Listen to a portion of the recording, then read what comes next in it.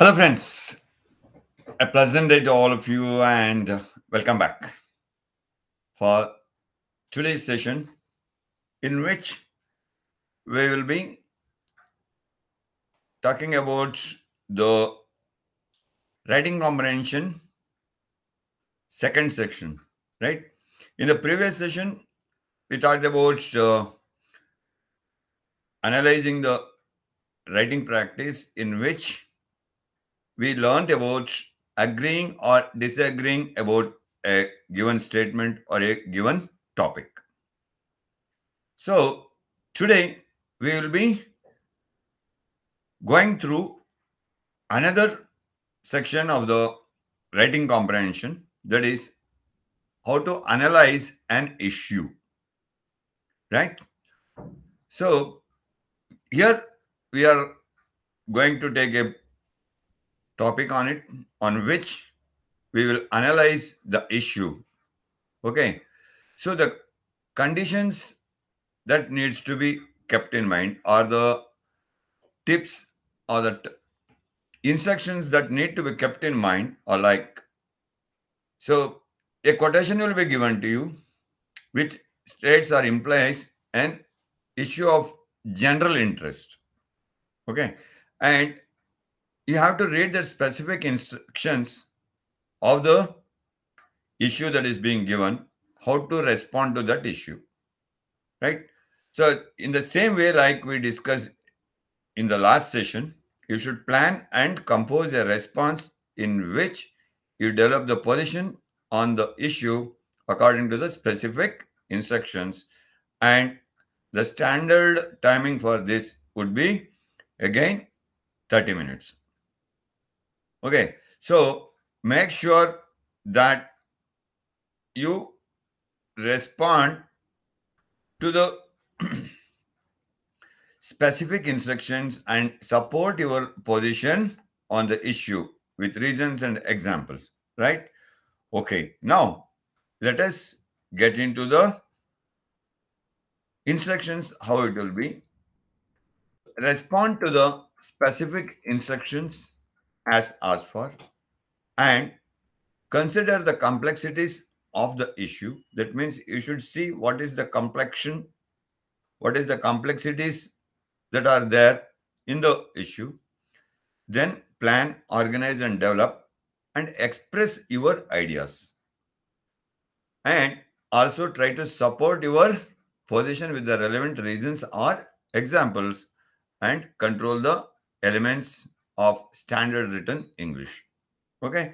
So, before you start writing, so you need to think for a few minutes about the issue. That's what I mean to every time I keep on emphasizing on this very particular thing. Read the question paper clearly and understand it. Right? Read the instructions clearly and understand it.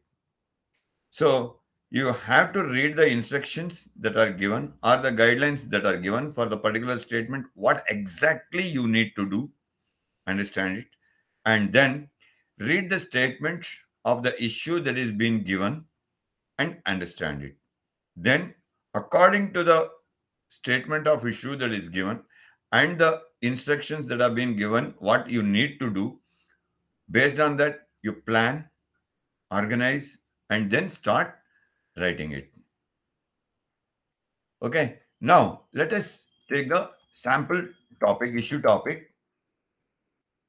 The issue topic here is the best way to the best way to teach is to prize positive actions and ignore negative ones. Right? The statement of issue here that you have to write the essay is, the best way to teach is to prize positive actions and ignore negative ones. So if you are a teacher, or if you are being given an opportunity to teach in a educational institution, then the best way to adopt teaching would be to praise only the positive actions and ignore the negative actions. This is the statement that is been given. So here you have to write an essay on this topic. So the instructions that are given here is write a response in which you discuss the extent to which you agree or disagree with the recommendation and explain your reasoning for the position you take. In developing and supporting your position, describe specific circumstances in which adopting the recommendation would or would not be advantageous and explain how these examples shape your position. So when you take up this issue and analyze this, you have to explain the reason why you are either agreeing to it or disagreeing to it, how you are going to resolve this issue, and the examples that you give to stand your position or to shape your position should have a good recommendations in it. Okay. So as I told you yesterday, in the last session, that every essay will be written in three parts. That is the introduction, main body, and conclusion. Introduction will be of one paragraph. Main body can consist of 2 or 3 paragraphs at the most, and one paragraph of conclusion. Now let us see how we will take this issue and analyze this. Okay. So here the example that I am giving you is for scoring the grade 6. So in addressing the specific task directions, a 6 paper presents a cogent, well-articulated analysis of the issue and conveys meaning skillfully. Right? So what does that 6 paper presents agent? So what you have to do here while analyzing the issue is articulate a clear and insightful position on the issue in accordance with the assigned task, means in accordance with the guidelines that are given. Develop the position fully with compelling reasons or persuasive examples. Sustain a well-focused and organized analysis, connecting ideas logically. Convey your ideas fluently and precisely using effective vocabulary and sentence variety. So, effective vocabulary means use good adjectives, good prepositions, right? Good common nouns, and the sentence variety. The sentence variety means don't always write only in the one particular tense, present tense or past tense.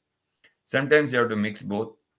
Don't always write only in the direct speech. Sometimes you may have to put into reported speech. And keep in mind, never ever try to mix up your writing with a passive voice. Always write your sentences in active voice. Then demonstrate the facility with the conventions of standard written English. That is, you should demonstrate the grammar, usage, and all those mechanics as I told you just a few minutes before, so that you may come over the minor errors. Right? Fine, my dear friends. So now let us get into the topic, how it goes.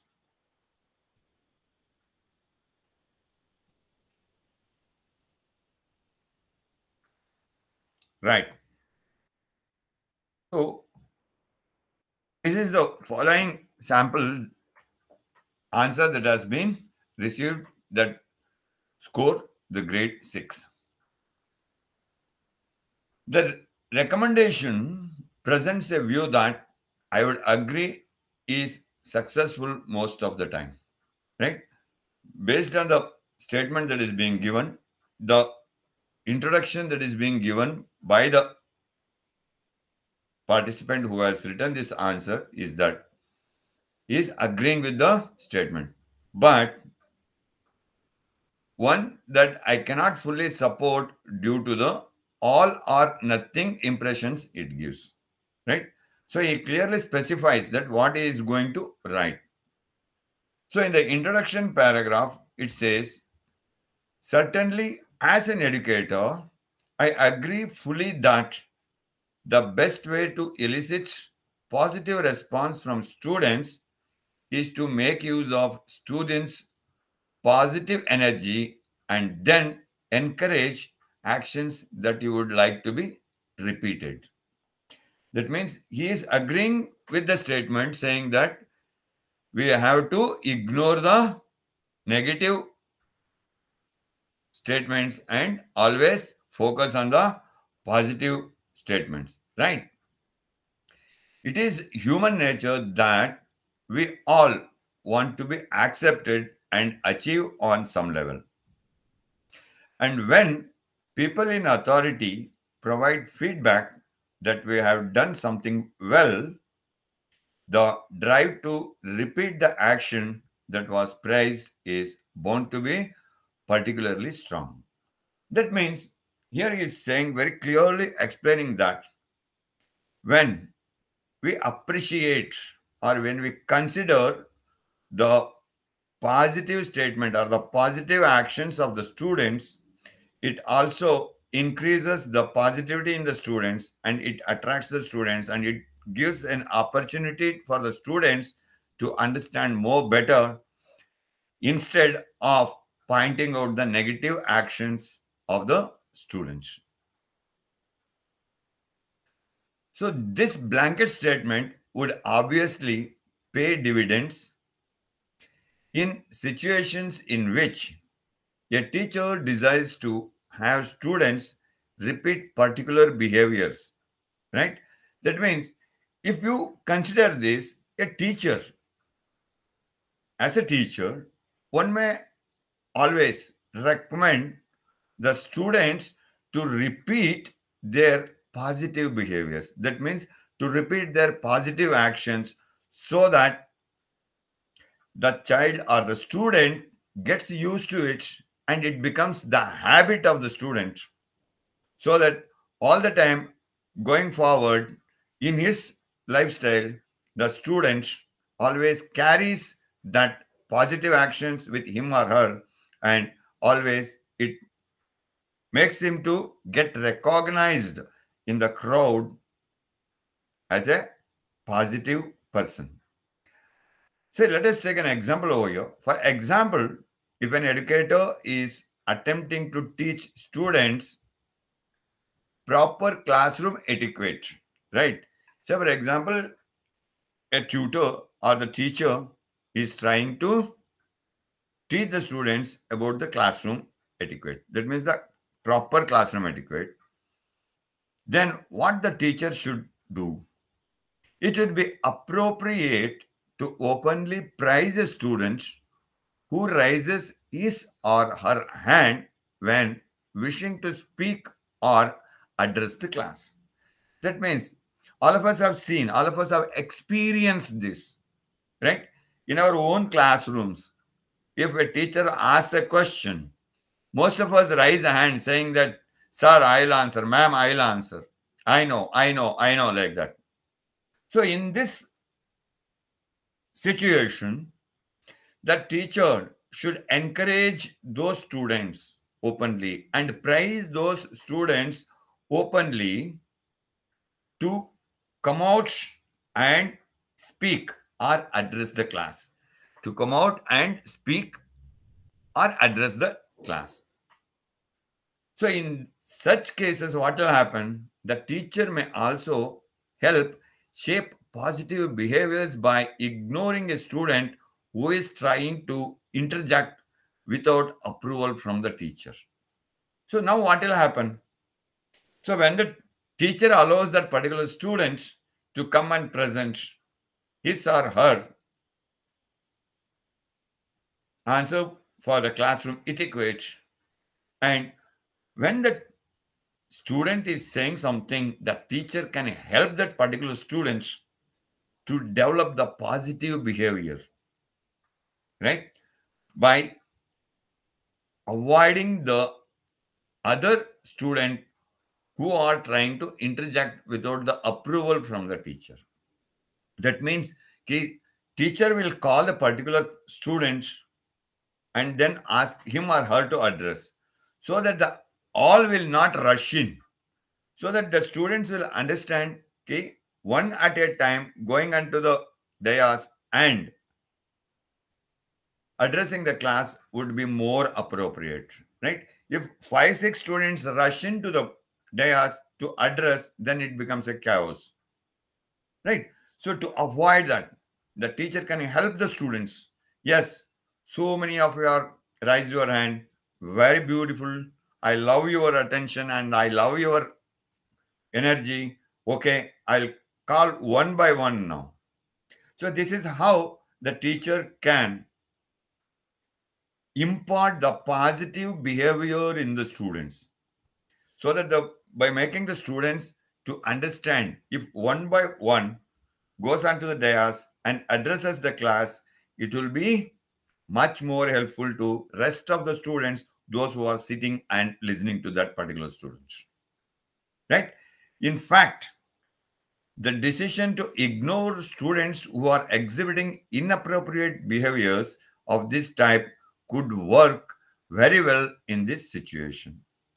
Now, when the teacher does this way, when the teacher imparts the positive behavior in this manner, those students, those who are having the negative actions, they will also think for a while, because they will understand, if one person is addressing, then it is quite easy for us also to understand, and they may also start to understand this positive action culture and correct themselves, right? And this would work very well in these sort of situations. So as the stakes are not very high and the intended outcome can likely be achieved by such a method. So here, even though, sorry, my dear, as the stakes are not very high, you cannot say, okay, all the negative action students, those who are there, all will get converted or all will get transformed. The stake might be low. However, the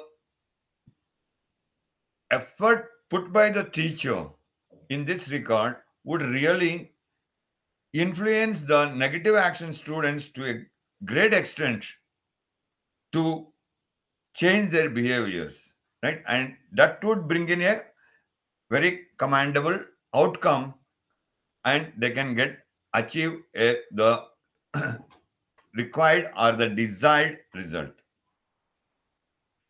So in the same way, it is also important to note here that this tactic would only be effective in such a low stakes situation as when a student speaks without raising her hand first, right? It means this can also help out if the children, if the students, if they start speaking without raising their hands, without expressing their willingness to speak, then it will create a chaos in the class. But however, this can be implemented even in those situations by politely telling to the students, showing the teacher's positive behavior here, saying that, okay, I will give you a chance. Please do wait. Let us give the chance to those who have raised the hands. So this is how a teacher can convince even the negative action students as well. As we will discuss below, ignoring a student who hits another student or engages in more serious misbehaviors would not be effective or prudent. Right. So here, another thing is that this is about the behavior that is there in the class when a particular question is asked where the students are answering.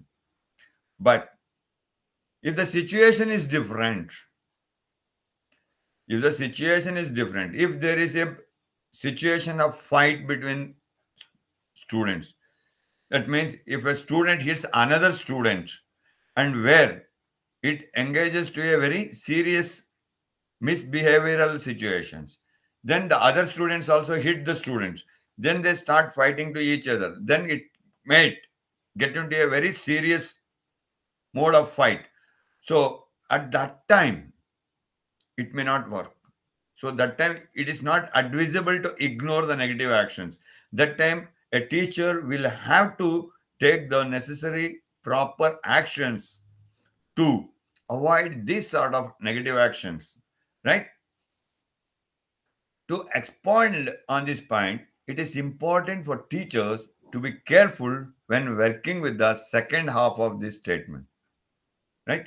Only ignoring negative actions that are not serious. That means a teacher can always appreciate or welcome the positive actions, but all the time cannot neglect or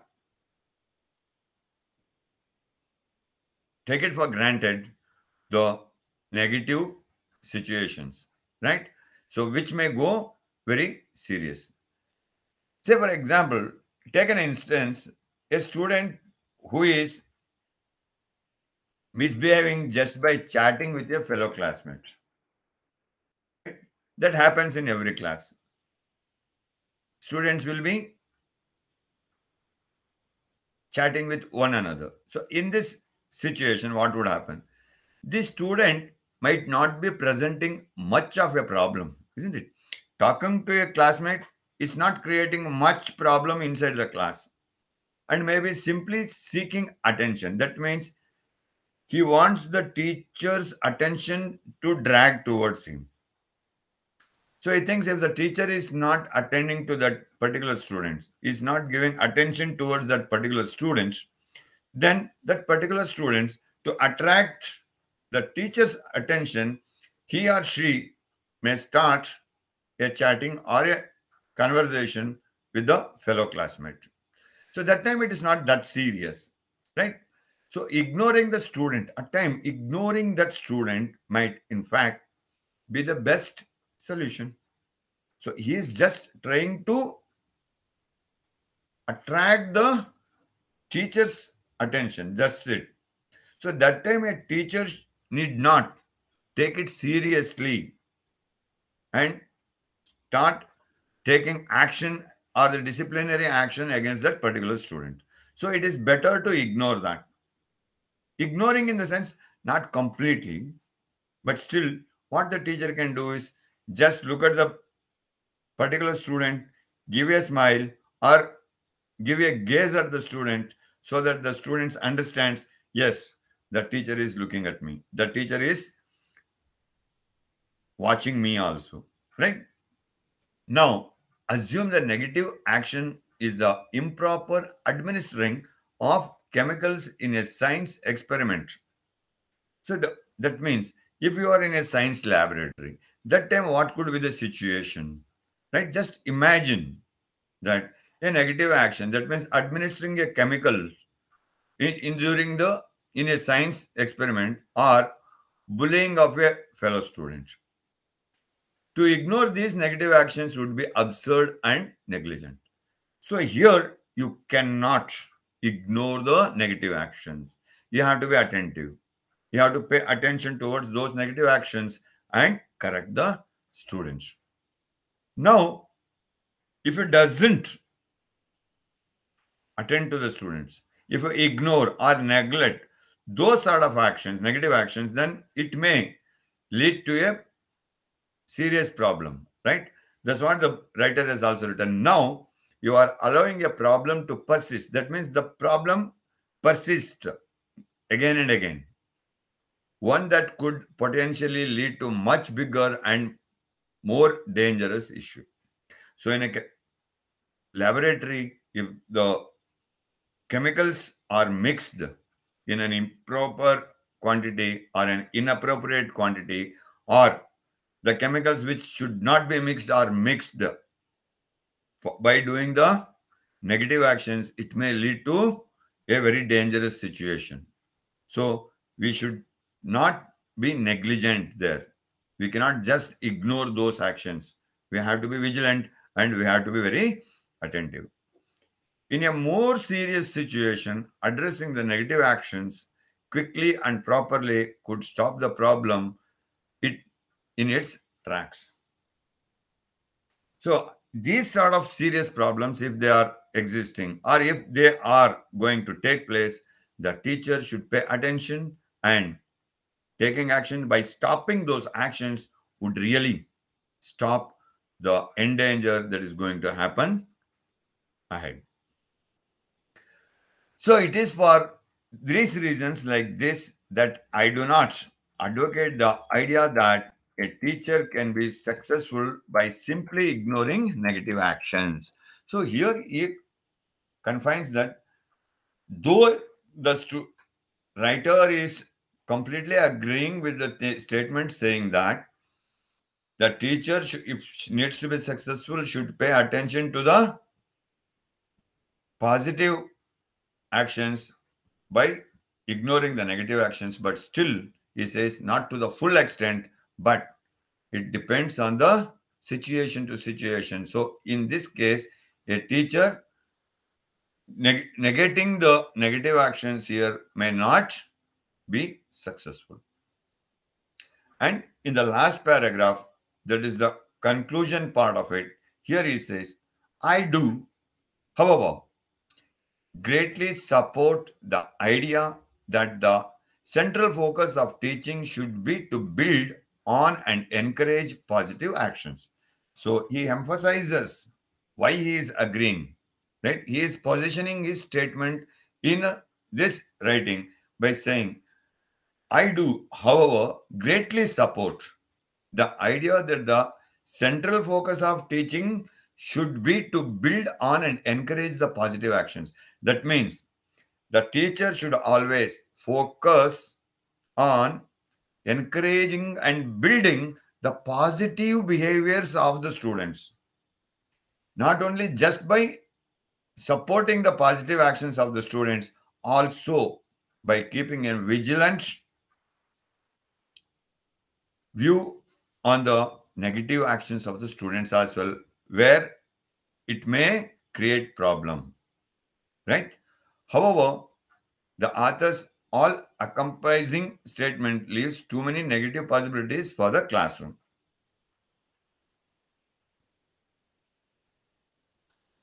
Perhaps the better way to phrase this statement would be to say the best way to teach is to praise positive actions and ignore negative ones that are not debilitating to class efficiency or the safety of any individual.